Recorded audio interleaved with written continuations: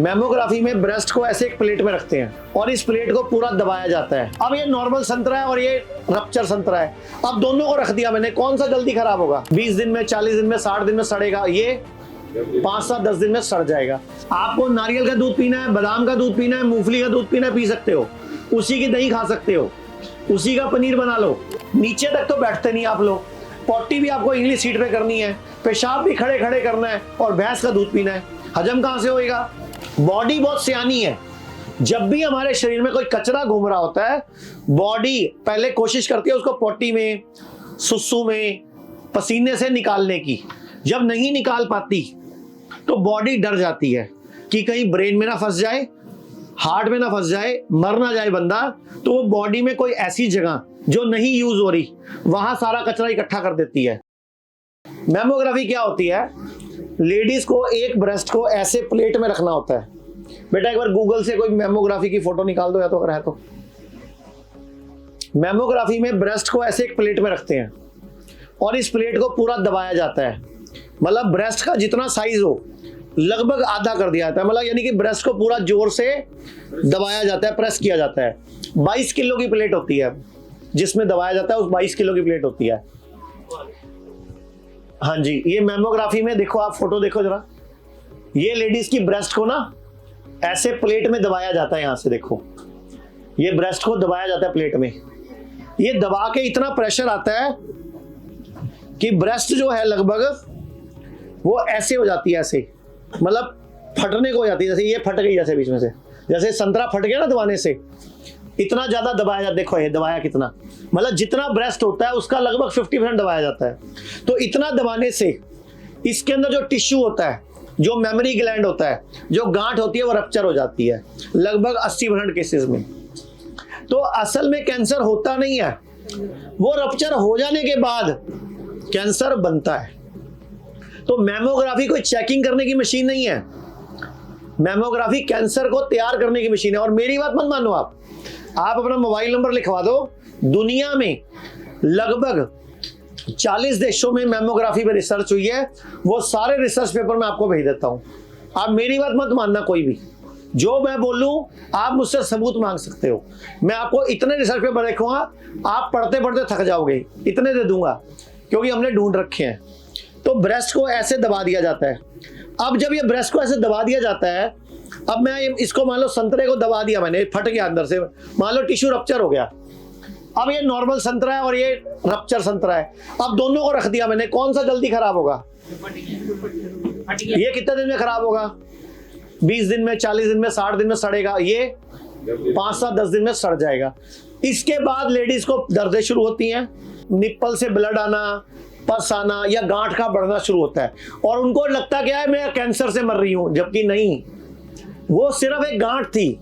आपने उसको छेड़ा, तंग किया, तो वो गांठ खराब हुई, अदरवाइज कुछ नहीं था, वो सिंपल गांठ थी। अब आप समझो दूसरी बात। अब ये नॉर्मल संतरा है मेरे हाथ में, ये नॉर्मल संतरा है। अब आप समझो बायोप्सी क्या होती है। बायोप्सी में एक टुकड़ा निकाला जाता है उस जगह से, जैसे कि मैंने यहां से निकाल दिया। हाँ जी, ये टुकड़ा निकाल दिया मैंने। अब मैं दोनों को रख देता हूं, कौन सा जल्दी खराब होगा?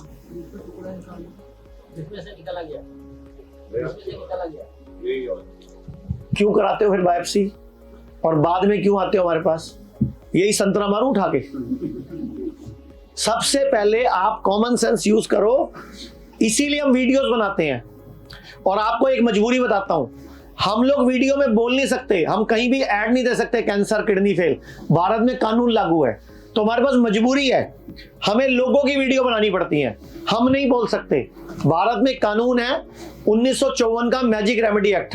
अगर कोई भी डॉक्टर या कोई भी बोल देगा कैंसर ठीक हो सकता है, किडनी फेल ठीक हो सकता है, तो उसको जेल में डाल दिया जाएगा। अंग्रेजों ने कानून बनाया था 1940 में, आज भी लागू है। तो हमें क्या करना पड़ता है, मजबूरी में आप लोगों को जगाने के लिए हमें आपको पेशेंट के वीडियो दिखाने पड़ते हैं, और कोई चारा नहीं है। आपने बोला आप कुछ भरोसा दे दो, मेरे को अंदर जाना है क्या? क्या मरवाओगे मुझे आप समझो भाई, हम लोग नहीं बोल सकते अपने मुंह से, ना मैं बोल सकता हूं, ना मेरा कोई डॉक्टर बोल सकता है। दूध, दही, पनीर बंद है आपका। आपको नारियल का दूध पीना है, बादाम का दूध पीना है, मूंगफली का दूध पीना है, पी सकते हो। उसी की दही खा सकते हो, उसी का पनीर बना लो। अगर आपको ज्यादा शौक है तो नारियल का दूध पियो, बादाम का दूध पियो, मूंगफली का दूध पियो, उसी का पनीर बनाओ, उसी की दही खाओ। ये गाय भैंस का दूध छोड़ दो, या फिर खुद गाय पाल लो, फिर पी सकते हो। अगर खुद की गाय है, देसी गाय, भारतीय गाय, और जंगल में रोज 5 किलोमीटर सैर कराने जा सकते हो उसको, वो जड़ी बूटियां खाएगी तो आपके काम आएगी। अगर वो एक अपना खड़े खड़े चारा खाएगी तो आपके भी काम नहीं आएगी। गाय का दूध अमृत है तब जब गाय जंगल में जाके जड़ी बूटियां खाती है और उसको कोई टीका नहीं लगता, और उसका बच्चा भी नेचुरल पैदा होता है। और कहावत क्या, गाय हमारी अकल बड़ी के, गई भैंस कालाक्षर, जिसकी लाठी भैंस के आगे। सारी कहावतें भैंस पे क्यों है, गाय पे एक ही है माँ। भैंस का दूध अमृत है, लेकिन किसके लिए? जिसको कुश्ती लड़नी है, जिसको युद्ध लड़ना है। राजा महाराजा भैंसे पाला करते थे, लेकिन सिर्फ उन सैनिकों के लिए जो युद्ध में लड़ते थे, जो ज्यादा जिनको शरीर बनाना होता था, कुश्ती लड़नी होती थी, युद्ध करना होता था, बहुत ज्यादा मेहनत करते थे राजा लोग, उनको भैंस का दूध पिलाते थे। बाकी सबके लिए देसी भारतीय गाय का दूध होता था। लेकिन आप लोगों ने क्या किया, घर में आप डक्का नहीं तोड़ते, नीचे तक तो बैठते नहीं आप लोग, पॉटी भी आपको इंग्लिश सीट पे करनी है, पेशाब भी खड़े खड़े करना है, और भैंस का दूध पीना है। हजम कहां से होएगा? तो बीमारी बनेगा, वो किडनी फेल करेगा, लीवर खराब करेगा, कोई गांठ बनाएगा। बॉडी में अगर कोई भी किसी के ट्यूमर बनता है, गांठ बनती है, रसौली बनती है, तो भगवान को थैंक यू बोलो। सुन लो, अब अगर आपके कहीं गांठ बनी तो बॉडी भगवान को थैंक यू बोलो। अगर वो गांठ नहीं बनती और कचरा बॉडी में घूमता घूमता ब्रेन में फंस जाता या हार्ट में फंस जाता तो जिंदा भी ना होते। ऊपर बैठे देखते इन्होंने शादी किससे कराई अब दोबारा। आप समझो, बॉडी ने गांठ बनाई आपके भले के लिए, बॉडी ने पथरी बनाई आपके भले के लिए। बॉडी बहुत सियानी है। जब भी हमारे शरीर में कोई कचरा घूम रहा होता है, बॉडी पहले कोशिश करती है उसको पोटी में, सुसु में, पसीने से निकालने की। जब नहीं निकाल पाती तो बॉडी डर जाती है कि कहीं ब्रेन में ना फंस जाए, हार्ट में ना फंस जाए, मर ना जाए बंदा। तो वो बॉडी में कोई ऐसी जगह जो नहीं यूज हो रही, वहां सारा कचरा इकट्ठा कर देती है, यूट्रस में, ब्रेस्ट में, गॉल ब्लैडर में। समझ आई? तो बॉडी ये रसौली, ये पथरी आपके भले के लिए बनाती है। लेकिन आप लोग ज्यादा सियाने हो, पढ़े लिखे ज्यादा हो, आप उसकी छेड़ाखानी करते हो, पेट स्कैन करा, बायोप्सी करा, डर लग जाता है, या आप अपनी गलतियां नहीं सुधारते कि गांठ बननी बंद कर दूं, मैं कारण खत्म कर दूं। एक नोबेल प्राइज मिला है 2016 में योशिओ सुमी को, जापानीज साइंटिस्ट है। उसको क्यों मिला?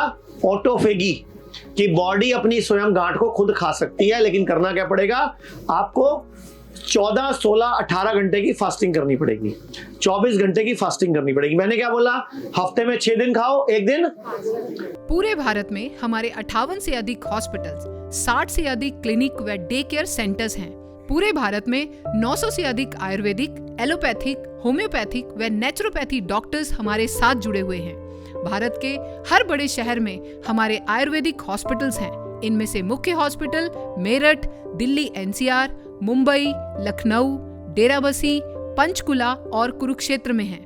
यहाँ पर kidney fail, liver fail, cancer, heart problem, जोड़ों के दर्द, diabetes, BP, sugar, piles, fissure व फिस्टुला और अन्य बड़ी से बड़ी बीमारियों को रिवर्स किया व सिखाया जाता है। अगर आप वीडियो में कही गई बात से सहमत हैं तो Y टाइप करें, सहमत नहीं हैं तो N टाइप करें।